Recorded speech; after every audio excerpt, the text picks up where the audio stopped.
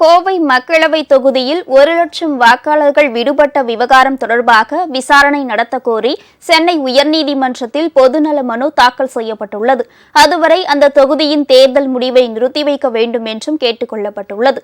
கோவையில் கடந்த 19ஆம் தேதி நடைபெற்ற வாக்குப்பதிவின் போது ஏராளமானோர் வாக்களிக்க முடியாமல் போனதாகவும் 1,00,000 வாக்காளர்களின் பெயர்கள் திட்டமிட்டு நீக்கப்பட்டதாகவும் அந்த தொகுதியில் பிஜேபி வேட்பாளரும் மாநில தலைவருமான அண்ணாமலை குற்றம் சாட்டினார்.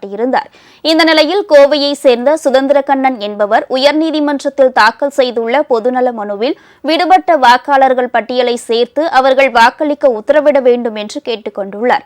விடுபட்ட வாக்காளர்கள் வாக்களிக்கும் வரை கோவை தொகுதி தேர்தல் முடிவை நிறுத்தி வைக்க வேண்டும் என்றும் அவர் அந்த மனுவில் கோரிக்கை விடுத்துள்ளார். இந்த மனு விரைவில் விசாரணைக்கு வரவுள்ளது.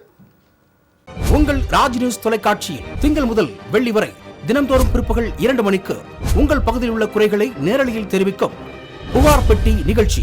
பங்கு பெறுங்கள், பயனடையுங்கள், காணத் தவறாதீர்கள்.